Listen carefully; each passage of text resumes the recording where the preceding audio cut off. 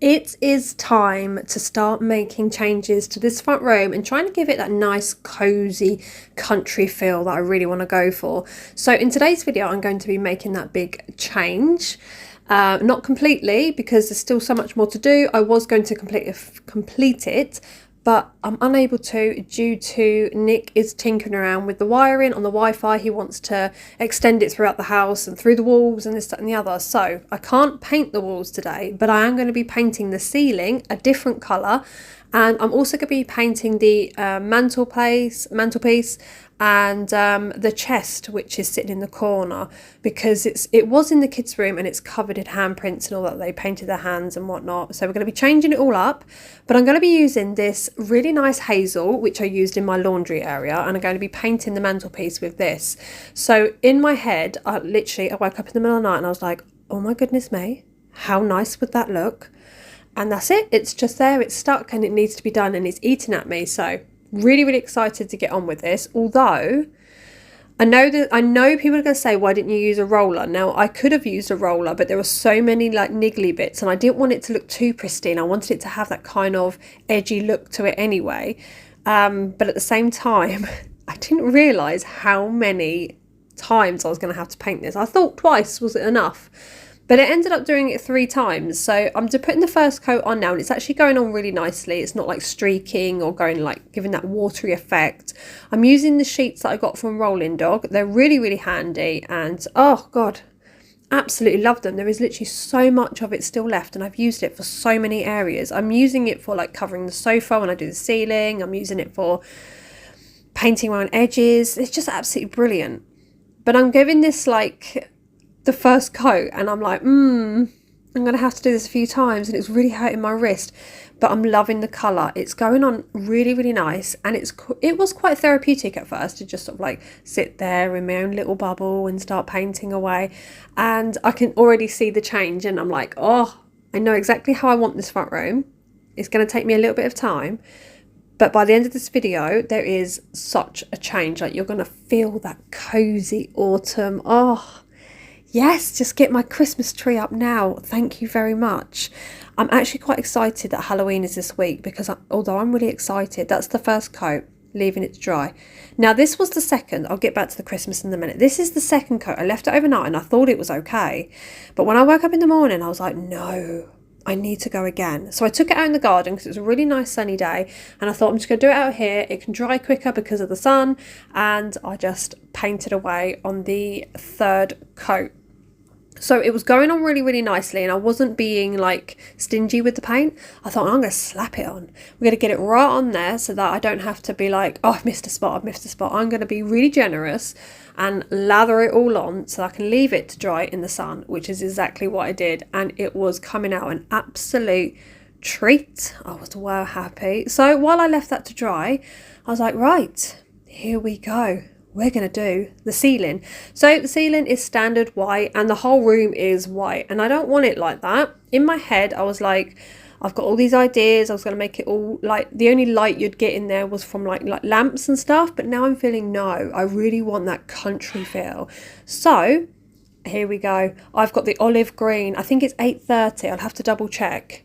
And I'm rolling it onto my ceilings. Yes, I am. Bit of that, covering it up so I don't splatter. To be fair, I probably splattered 2 tiny, minute little specks which landed on my face, and that was it. Like, there was nothing on the sheet. It was amazing. Anyway, what do? I go in being like, yeah, I'm going to do this proper. I'm going to do it all in like patches, nice and neat. Yeah. And oh, did I stick to it? Did I heck? It was absolutely burning my back. It was burning my neck. It was burning my arms, my shoulders. I had to keep arching myself. You know, where you hang yourself over like, I can't do anymore. I can't. I physically can't. It was awful, but it was so worth it. And would I do it again? Yes, I would. Absolutely. So I need to talk to you about the edging, because in my head, I don't want to do like, I mean, I'm not too bad with my lines, I will say. I'm very good with doing my lines. I'm good with edging. Yes, I am. But I don't want to have my edges like that. What I'm going to do is I'm going to buy those corners So you know when you do your flooring, laminate flooring or something, you've got those edges, and you've also got, is it the dado rails? Am I saying it right? I can't remember. And you can buy them in the shape of a corner. Well, I'm going to get those measured. I'm going to measure them out to my walls, and I'm going to paint them in that olive green. I ran out of paint, so here we go. Rush into Wicks to get some more. Run. And what I'm going to do is I'm going to paint them, and then I'm going to stick them up in the corners so that it gets that perfect edge that looks professionally done by myself. Yes. So a brand new tub of paint, so I'm absolutely happy as Larry, because what I had left only left that small patch there. Cover that up, and then I'm going to leave it to dry so that I can go on to do the second coat. There we go. Look, it's already looking nice.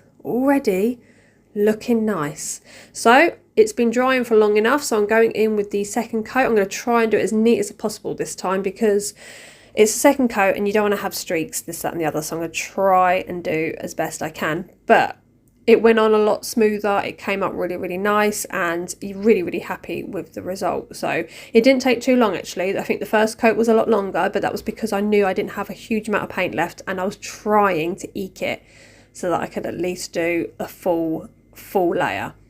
But while I was mid doing this, the boys decided they'd start on the chest for me. So I've got the chest out on a sheet, and I've given them a paintbrush and a smaller roller, and they're just going in, and they're using the same paint as what I'm using on the ceiling.